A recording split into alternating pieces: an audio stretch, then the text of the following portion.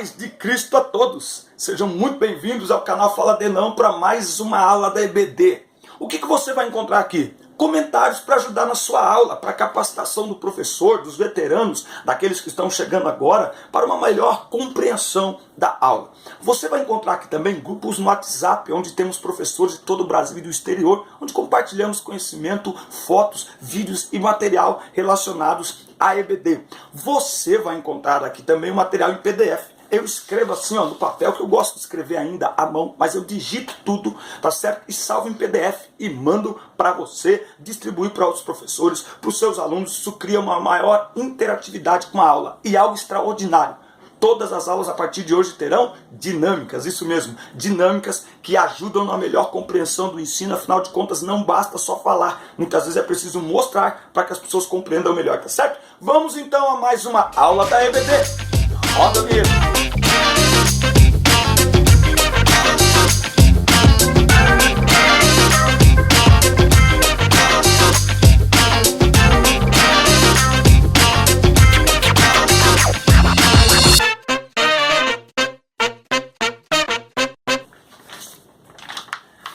Lição 8, classe de adolescentes, a reforma protestante. Eu não sei se já falei aqui, eu acho que não dentro desse trimestre, muito importante, inclusive, principalmente, nessa parte aqui que nós estamos vivendo, a leitura do livro Heróis da Fé, 20 homens que marcaram a história, tá certo? E você vai ter lá John Wycliffe, você vai ter lá John Hus, você vai ter lá Martinho Lutero e tantos outros, você vai ter lá John Wesley, enfim, pessoas que têm a ver com a história da igreja e nesse aspecto aqui da reforma protestante também, tá certo?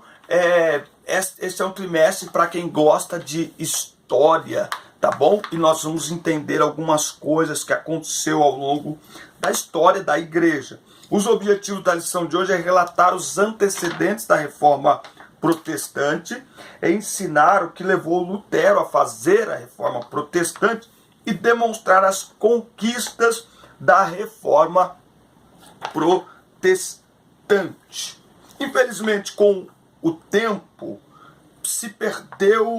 a igreja perdeu a pureza dos ensinos de Jesus e dos apóstolos, deixou de pregar uma mensagem de amor e passou a roubar, a perseguir, a torturar e a matar quem pensasse diferente. Não era mais a igreja católica, tá certo? Católica, esse termo tem a ver com universal. Então não era mais a igreja católica. Inclusive hoje, até esse termo, igreja católica romana, não é mais igreja católica. Não é porque não é mais uma igreja universal, tá certo?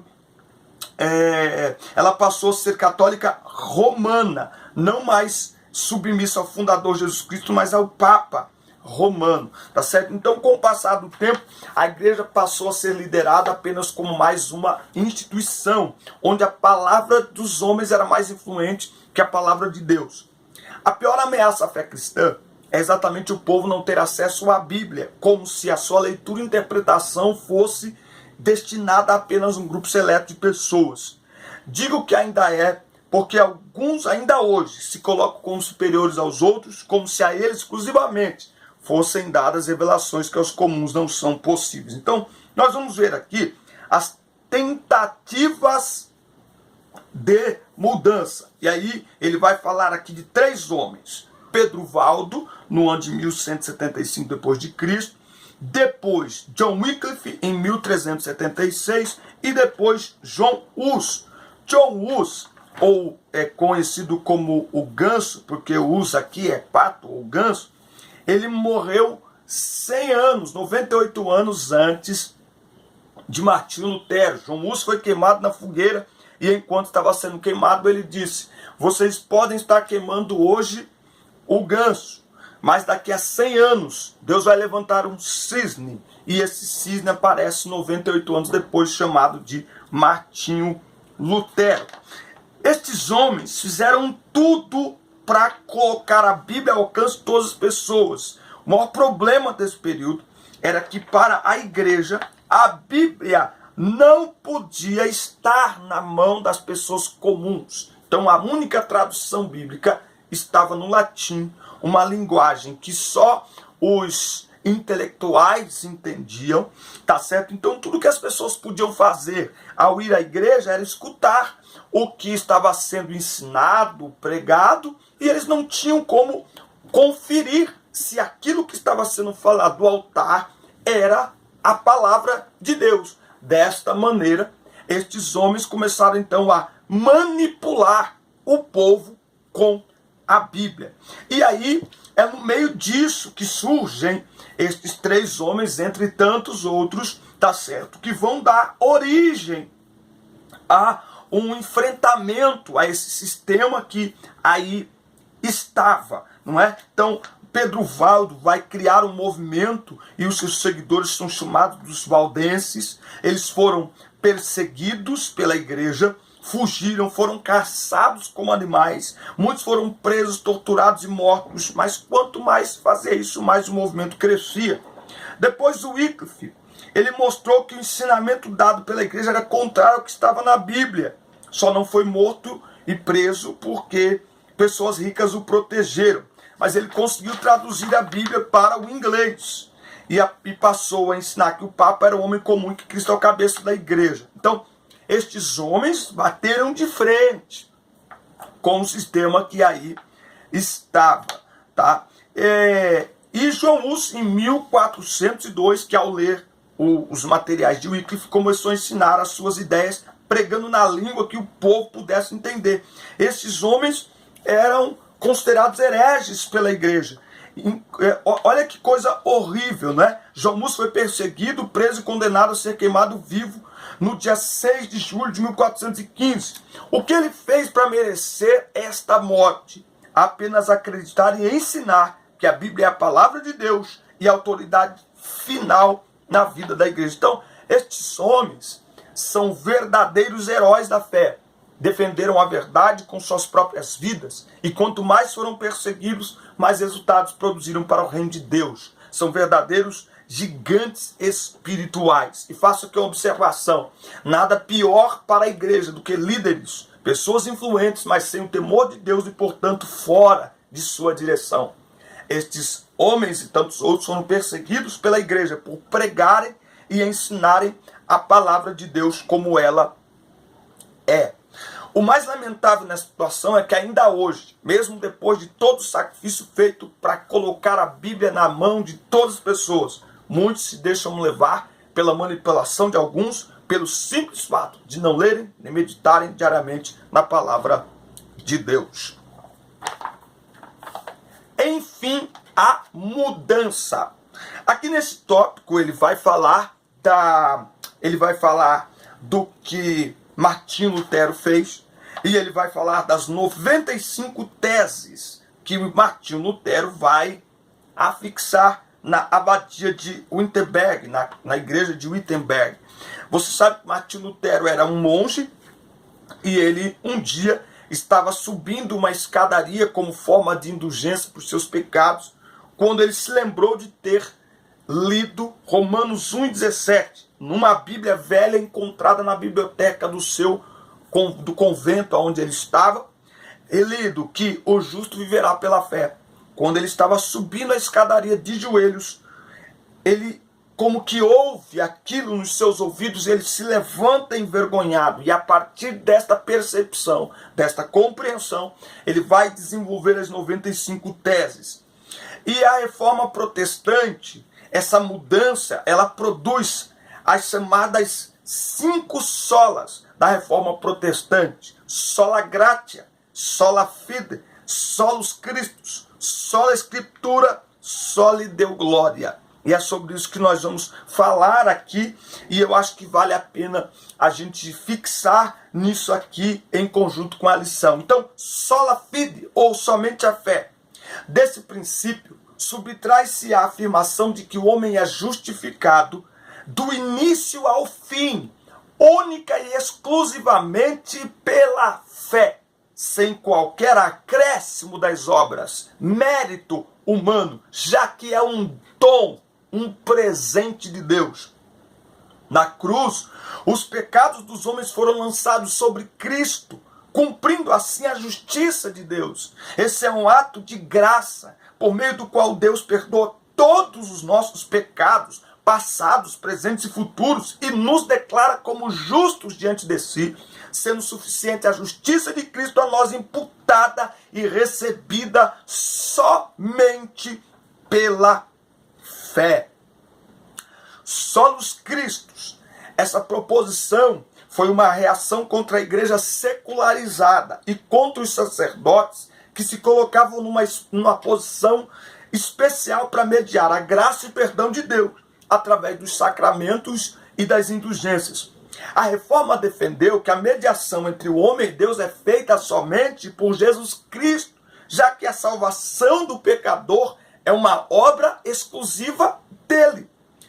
Quem Jesus é, Emmanuel, Deus conosco, e o que ele fez em sua vida, sem nenhum pecado, sempre obediente ao Pai, sua morte, expiando os pecados dos homens, e ressurreição, oferta aceita pelo Pai, compõe o conteúdo fundamental da Escritura, já que foi Cristo quem nos justificou e nos colocou na posição de filhos diante do Pai. Sabemos que a fé protestante baseia-se na centralidade de Cristo. Martim Lutero afirmou que Jesus Cristo é o centro e a circunferência da Bíblia.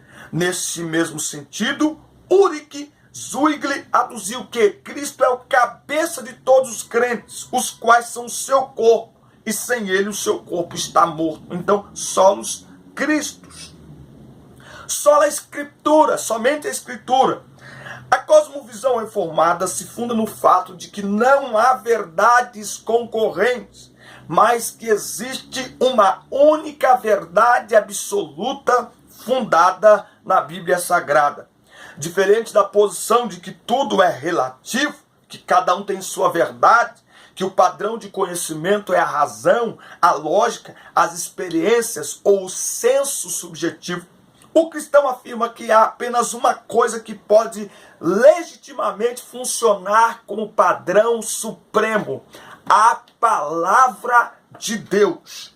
Não há, portanto, nenhuma autoridade maior que o próprio Deus. Dentro desse prisma, o princípio do sola Escritura afirma que a Bíblia Sagrada é a única regra de fé e prática do cristão.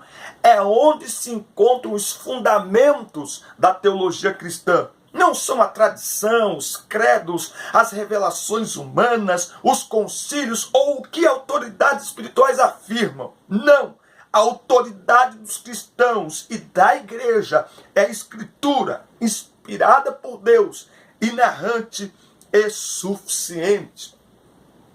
Sola gratia, somente a graça. Assim como a igreja protestante, a igreja católica também acredita que os cristãos são salvos pela graça, favor imerecido de Deus. Mas apenas os reformados, dos quais nós fazemos parte, os protestantes, acreditam que o pecador é salvo somente pela graça de Deus. O sola gratia afirma que não podemos fazer nada para obtermos o favor de Deus, já que somos pecadores indignos e não merecedores da bondade do Pai. Nós não temos méritos na nossa salvação. Nós não cooperamos com Deus. Por isso é graça. Por isso é favor imerecido.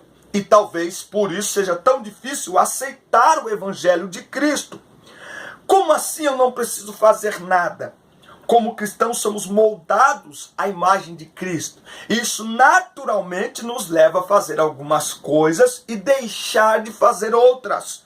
Mas a fim de conquistar o favor de Deus, nada podemos fazer. E além do mais, isso já foi feito de forma completa, perfeita e aceitável ao Pai, através da obra redentora de Jesus Cristo na cruz do Calvário, que pagou o preço pela nossa rebelião e nossos pecados. Sim, teve um preço, um alto preço. Para o teólogo James Inel Parker, a falta de compreensão da graça se esbarra na falta de entendimento de 4 grandes verdades. a pecaminosidade do homem, o julgamento de Deus, a inaptidão do homem e a liberdade soberana de Deus.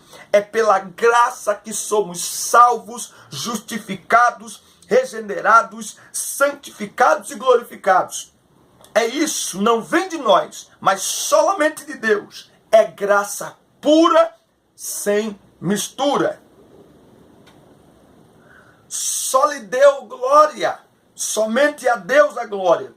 A Igreja Católica Romana ensinava e exigia a devoção ao clero, já que estes poderiam supostamente mediar o perdão dos pecados e a obtenção de bênção aos homens. Ainda hoje podemos notar a reverência e adoração ao Papa, sem entrar no mérito da idolatria aos santos. A reforma surge centralizando a glória, o louvor, somente a Deus. Todos, absolutamente todos os seres criados são míseros pecadores, carecedores da graça e misericórdia de Deus. Em Isaías 43:7, o Senhor nos mostra que formou o homem para a sua glória. Paulo torna prático esse entendimento em Coríntios 10:31, aduzindo que quer comamos, quer bebamos, quer façamos qualquer outra coisa, devemos fazer tudo para a glória de Deus, não para a nossa própria glória, não para a glória de outros, mas somente para a glória de Deus. Como era de se esperar, tamanho procedimento que cresceu, quando você vai estudar aqui, isso aqui cresceu por toda a Europa, e isso aqui bateu de frente com a liderança estabelecida que estava afastada aí estava afastada da palavra de Deus. Vale lembrar que a ideia deles não era dividir a igreja, mas levar a igreja de volta para a palavra de Deus, enfim. Mas isso aconteceu o quê? A reação romana, tá? Então a igreja não ficou quieta. Em 1545, com a Europa dividida entre católicos e protestantes, o Papa Paulo III convoca na cidade de Trento, uma reunião que duraria 18 anos e ficaria conhecida como a Contra-Reforma. Seu principal objetivo foi combater o crescimento do movimento iniciado por Lutero. E algumas práticas na igreja que causavam escândalos foram mudadas. Foi exigido que padres e outros líderes católicos tivessem uma vida cristã. Então, todo esforço eles fizeram para manter também, porque quando a gente vai ver aqui, olha só, informações aqui, né? Foi aberto em 13 de dezembro de 1545 e durou até 4 de dezembro de 1563. O concílio teve votação individual e 75% do colegiado era de prelados italianos. Então, o papado conseguiu controlar as decisões de acordo com seus interesses. 255 clérigos assinaram os decretos finais, porém, não mais de 75 estiveram presentes na maioria das 25 sessões. Bom,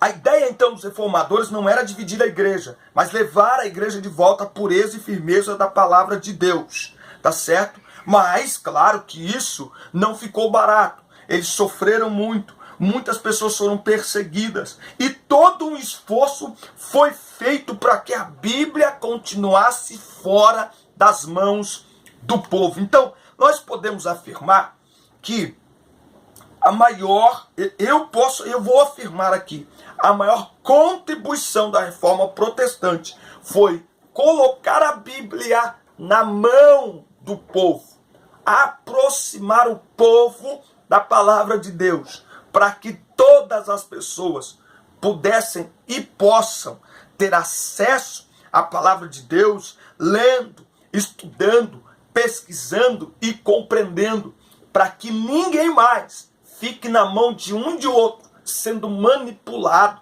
sendo manobrado. Não, a maior contribuição da reforma protestante foi essa, as 5 solas, tá certo? E essa não era a ideia de Martinho Lutero dividir a igreja, mas como a igreja não cedeu, então não teve como. Então nós hoje somos fruto e resultado da reforma protestante, nós somos considerados protestantes, nós acreditamos na palavra de Deus como está descrito nas 5 solas, tá certo? E a igreja seguiu o seu caminho e nós seguimos pelo caminho da palavra de Deus, e que isso continue prevalecendo na nossa vida ainda no dia de hoje, e que nós possamos dar valor àquilo que temos em mão, um tesouro que todos nós temos a possibilidade nos dias de hoje de usufruir e de descobrir as preciosidades da palavra de Deus sem ser manipulado por ninguém.